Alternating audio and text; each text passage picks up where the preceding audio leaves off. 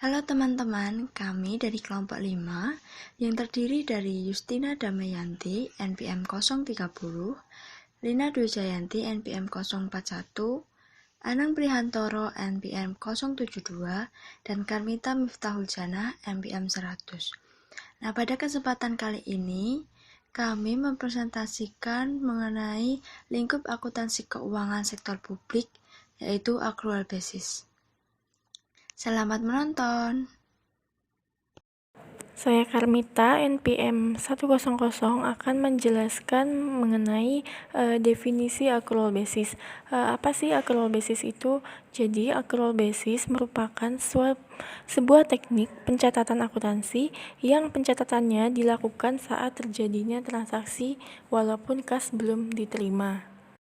Menurut Standar Akuntansi Pemerintah atau SAP, pengertian akuntansi basis accrual adalah prinsip-prinsip akuntansi yang diterapkan dalam menyusun dan menyajikan laporan keuangan pemerintah. SAP ini mengakui pendapatan, beban, aset, utang dan ekuitas dalam pelaporan finansial berbasis accrual, serta mengakui pendapatan, belanja, dan pembiayaan dalam pelaporan pelaksanaan anggaran berdasarkan basis yang ditetapkan dalam Anggaran Pendapatan dan Belanja Negara atau APBN. Pencatatan akuntansi berbasis accrual diyakini dapat menghasilkan laporan keuangan yang lebih komprehensif dan relevan untuk pengambilan keputusan ekonomi, sosial, dan politik. Pengaplikasian accrual basis dalam akuntansi sektor publik pada dasarnya untuk mengetahui besarnya biaya yang dibutuhkan untuk menghasilkan pelayanan publik serta penentuan harga pelayanan yang dibebankan kepada publik. Akuntansi berbasis accrual membedakan antara penerimaan kas dan hak untuk mendapatkan kas, serta pengeluaran kas dan kewajiban untuk membayarkan kas. Oleh karena itu, dengan sistem accrual, pendapatan dan biaya diakui pada saat hak diperoleh atau kewajiban terjadi tanpa memandang apakah kas sudah diterima atau dikeluarkan. Basis accrual memiliki dua konsep utama, yaitu yang pertama, pengakuan pendapatan. Dalam basis accrual pendapatan dicatat pada saat terjadinya adanya piutang tak tertagih. Nah, pendapatan perusahaan sudah diakui dari piutang tak tertagih konsumen walaupun kondisi kas belum diterima. Hal ini juga disebabkan karena kapan kas benar-benar menerima pendapatan tidak begitu penting. Kemudian yang kedua, pengakuan beban. Dalam basis accrual, beban yang masih harus dibayarkan akan dicatat menjadi pos hutang bagian hutang lancar pada neraca. Perusahaan akan mengeluarkan biaya yang belum dibayar dan menjadi beban dalam laporan laba rugi. Biasanya, perusahaan membuat laporan arus kas terpisah secara tidak langsung. Ini adalah overhead cost. Selanjutnya yaitu manfaat accrual basis. Manfaatnya itu ada 6.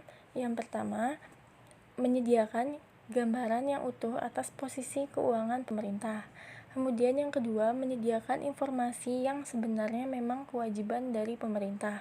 Kemudian yang ketiga, lebih familiar pada lebih banyak orang dan lebih komprehensif dalam penyajian informasinya. Kemudian yang keempat, standarnya dapat diterima oleh umum. Kemudian yang kelima, memperkuat pengelolaan dan pengembangan anggaran, khususnya melalui pengakuan dan pengendalian aset dan kewajiban pemerintah. Kemudian yang terakhir, sesuai statistik keuangan pemerintah atau GFS yang dipraktekkan secara internasional. Saya Lina Dwi Jayanti, NPM 041. Pada slide kali ini ada kelebihan dan kelemahan accrual basis. Kelebihan accrual basis yang pertama, menunjukkan gambaran jelas pendapatan. Akuntansi berbasis accrual ini dipakai oleh perusahaan besar hingga pemerintah seperti BUMN dan PT Garuda Indonesia. Hal ini dapat terjadi karena tidak terlepas dari salah satu kelebihannya, yaitu menganggap bahwa tidak begitu penting tentang waktu diterimanya pemasukan. melainkan yang penting adalah pengakuannya sebagai pendapatan. Jadi, walaupun kas belum diterima, tetapi sudah menunjukkan kondisi pendapatan. Yang kedua yaitu sebagai acuan modal. Penerapan metode pencatatan akuntansi berbasis akrual ternyata memiliki kelebihan yang sangat penting, yaitu berupa tolok ukur atau acuan modal. Ini dapat terjadi karena pencatatan dan perhitungan pemasukan dan pengeluaran kas akan mempengaruhi modal. Artinya, tambahan pemasukan atau pendapatan dapat menjadi investasi yang merupakan tolok ukur modal perusahaan. Yang ketiga yaitu transaksi penerimaan dan pengeluaran langsung diakui. Tidak bisa dipungkiri bahwa penerimaan dan pengeluaran adalah hal penting dalam laporan operasional. Hal tersebut lantaran penerimaan dan pengeluaran kas akan mempengaruhi kondisi keuangan perusahaan. Melalui akuntansi berbasis akrual, pendapatan langsung diakui saat terjadinya transaksi meskipun kas belum diterima. Yang keempat yaitu memudahkan untuk pengakuan aset, kewajiban, dan ekuitas. Akuntansi berbasis akrual juga lebih mudah digunakan untuk pengukuran aset, kewajiban, dan ekuitas dana dalam siklus akuntansi. Yang kelima, informasi lebih akurat dan jelas. Oleh karena pencatatan dilakukan saat terjadinya transaksi, maka informasi yang diberikan dianggap lebih akurat, jelas, dan bisa dipercaya.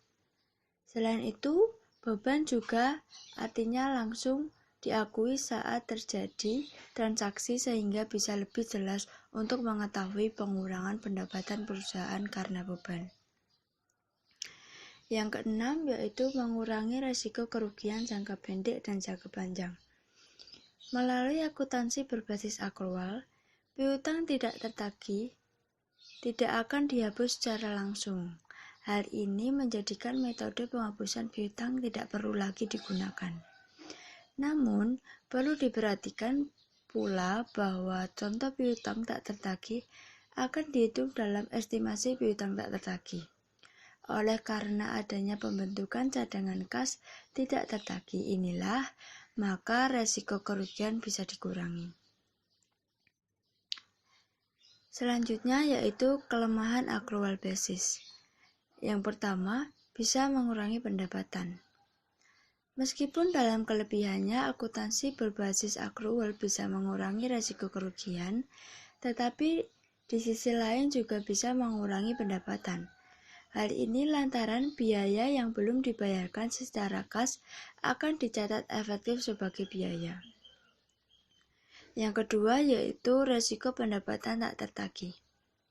Oleh karena pencatatan dilakukan saat transaksi meskipun kas belum masuk, maka akuntansi berbasis akrual ini beresiko mengurangi pendapatan karena adanya pendapatan tak tertagih.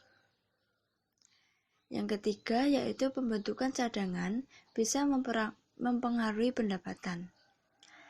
Akuntansi berbasis akrual juga memiliki kelemahan karena adanya pembentukan cadangan. Pembentukan cadangan inilah yang bisa mempengaruhi atau lebih tepatnya mengurangi pendapatan perusahaan. Yang keempat yaitu estimasi tidak mempunyai perkiraan tepat. Penggunaan akuntansi berbasis akrual menjadikan entitas tidak mempunyai perkiraan yang tepat kapan kas belum dibayarkan pihak lain bisa diterima oleh perusahaan. Yang kelima, bisa mengakibatkan penurunan ekuitas. Penerapan akuntansi berbasis akrual juga bisa berakibat pada penurunan ekuitas. Hal ini adalah akibat dari penyusutan dan amortisasi. Yang keenam yaitu biaya administrasi lebih mahal. Akuntansi berbasis akrual juga dianggap memperbesar biaya administrasi. Hal ini lantaran prosedur administrasi dalam akuntansi akrual lebih rumit. Saya, Yustina Damayanti, NPM 030, akan melanjutkan presentasi dari rekan saya. Di slide ini akan membahas tentang tujuan accrual basis. Yang pertama, meningkatkan efisiensi dan efektivitas seperti penganggaran, akuntansi, dan pelaporan.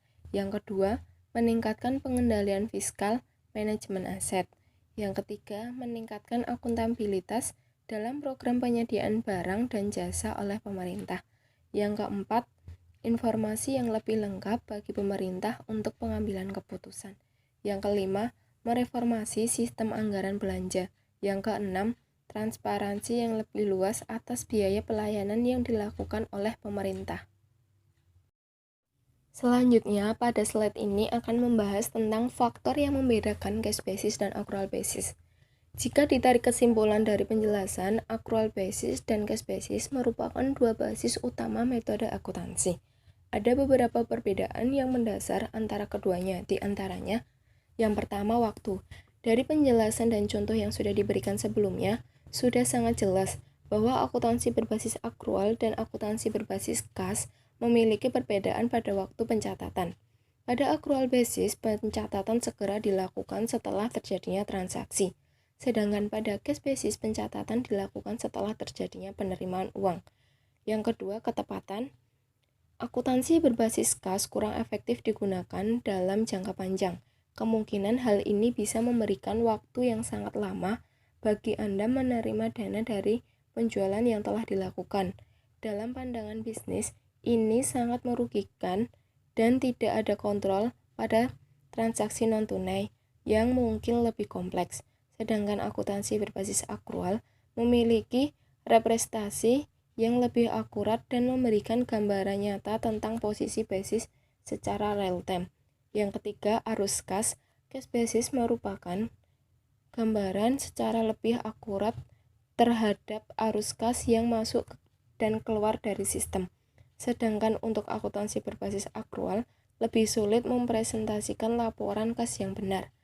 Banyak akuntan perusahaan harus membuat laporan arus kas terpisah ketika menggunakan laporan dengan jenis accrual basis. Yang keempat, kemudahan penggunaan. Pencatatan dan pemeriksaan laporan keuangan dalam model cash basis bisa dikatakan lebih mudah karena hanya membutuhkan lebih sedikit entry jurnal.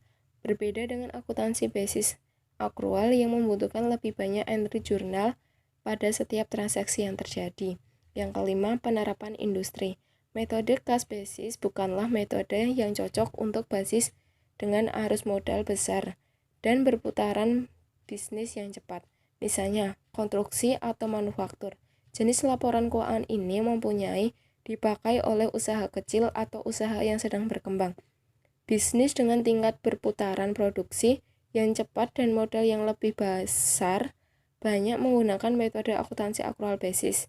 Yang terakhir, analisis tren. Dalam metode cash basis, ada celah waktu pencatatan yang terjadi aktual dan pencatatan, karena penulisan laporan keuangan hanya dilakukan ketika dana berpindah tangan. Karena itu, analisis tren tidak mungkin dilakukan. Sedangkan untuk metode accrual basis yang mencatat setiap transaksi dan representasi yang akurat pada setiap transaksi yang terjadi. Dengan demikian, pola penjualan dan pengeluaran lebih mudah untuk dianalisis. Saya Navigator NPM 072 akan melanjutkan slide berikutnya, yaitu terkait kesimpulan accrual basis. Accrual basis adalah pencatatan pendapatan dan biaya pada periode saat terjadinya suatu transaksi, bukan pencatatan laporan keuangan saat pendapatan diterima ataupun dibayarkan, seperti yang biasa ditemukan dalam laporan keuangan berbasis kas atau kas basis. Dalam pencatatan menggunakan basis accrual ini tentu akan lebih akurat dan dengan menggunakan basis accrual aset, kewajiban, dan ekuitas mudah diukur. Dalam PSAK 1 adanya himbauan dari pemerintah untuk setiap perusahaan untuk bisa menggunakan metode akuntansi basis accrual dikarenakan dalam basis accrual ini mengakui pendapatan, beban, aset, dan utang modal maupun laba ditahan yang dibutuhkan oleh pemegang saham untuk pengembangan investasi perusahaan. Pengaplikasian akrual basis dalam akuntansi sektor publik pada dasarnya adalah untuk menentukan cost of service dan charging for service, yaitu untuk mengetahui besarnya biaya yang dibutuhkan untuk menghasilkan layanan publik serta penentuan harga pelayanan yang diberikan kepada publik. Kemudian slide berikutnya tentang contoh kasus dari akrual basis, yaitu contohnya perusahaan A telah mengirimkan produk atau layanan ke salah satu klien. Perusahaan tersebut memberikan periode kredit 30 hari. Dalam metode akrual basis, perusahaan A akan dibayar untuk pengiriman barang tersebut setelah 30 hari sejak pengiriman terjadi. Kemudian Anda menerima pendapatan dari perusahaan lain, namun uangnya dibayar nanti, maka transaksi tersebut akan dicatat dan akan dianggap sebagai pendapatan walaupun kas belum diterima. Sekian presentasi dari kelompok kami. Kurang lebihnya mohon maaf. Wassalamualaikum warahmatullahi wabarakatuh.